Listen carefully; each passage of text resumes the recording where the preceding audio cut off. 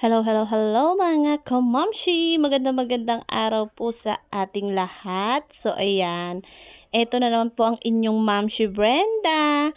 Mag-share na naman po ako ng aming ulam. Ito po ay ang aming dinner. Ginisang upo. So, ayan. Ako po sana magluluto dyan. At dahil po tinatamad ako, pinagluto ko po yung asawa ko. Pero sabi ko lang po tinatamad ako kasi gusto ko talaga siya magluto kasi masarap siya magluto mga kamamshi. Mas masarap po talaga siya magluto kaysa sa akin. Sa mga ulam lang. Pero pag sa mga merienda at sa mga kung ano-ano, mas magaling pa rin ako sa kanya, hindi pa rin niya ako matatalo. Char. So ayan, tignan nyo mga kamamshi kung paano siya maggisa. Halos same lang naman kami ng ginagawa pero bakit yung luto niya palagi pag ulam masarap. Lagi ko nga siya tinatanong ano nilalagay niya. Secret daw sabi niya sa akin. So ayan mga kamamshi, 'di ba? Ganito kami sa buhay probinsya talaga. Tignan mo, pag tinamad kami magluto sa gasol, kahoy naman. Yan, para mabawasan naman yung mga kinahoy niya para sa susunod magkakahoy siya ulit. So, ayan. Hindi naman kami nagmamadali mag-dinner, mga kamamshi. Kaya, ayan na. Dyan kami sa kahoy nagluto. Kahit madilim na. O, diba? Yung ilaw namin hindi sapat.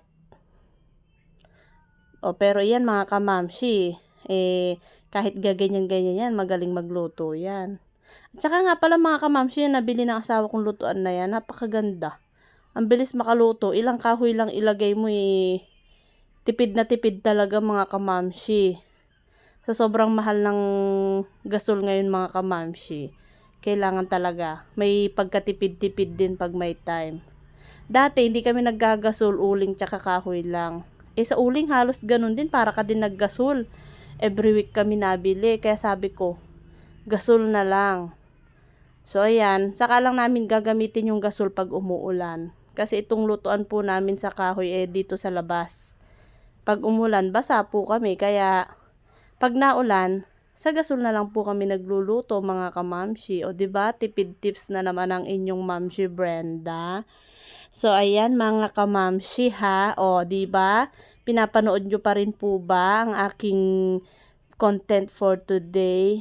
O, diba? Sabi ko sa kanya, ang liit naman niyang pinaglutuan mo, ang dami nitong lulutuin mong upo.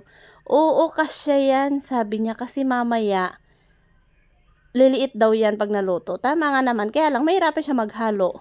Pero bahala siya naman nagluto mga kamamshi, diba? So ayan, makikita nyo mga kamamshi. Ang galing niya pa rin talagang haluin. May nalaglag man konti, pero at least hindi na kailangang ilipat sa malaking lalagyan. Kasi pag naluto nga naman yan, kalahati lang ang magiging niya. O, diba?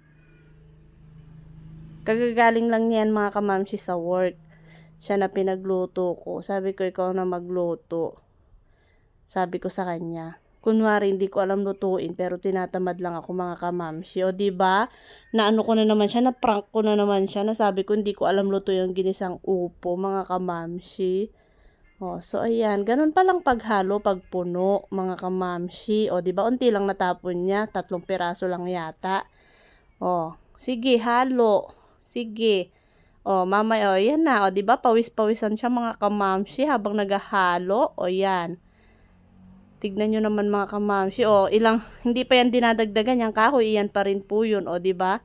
Malapit na siyang matapos mga kamamshi. Dahil nailagay na niya yung upo. Baka pag kumulo yan, unting kulo lang tapos na, diba ga? O, sige. O, diba? Luto na. Malapit na mga kamamshi. Hindi na puno.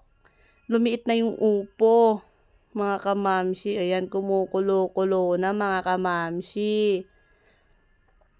So, ito lang mga kamamshi ang aking i-share sa inyong araw na ito. Sana po nagustuhan yung aking content mga kamamshi. For next video, don't forget to follow me. Thank you so much and goodbye. Ingat po kayo palagi. God bless you all.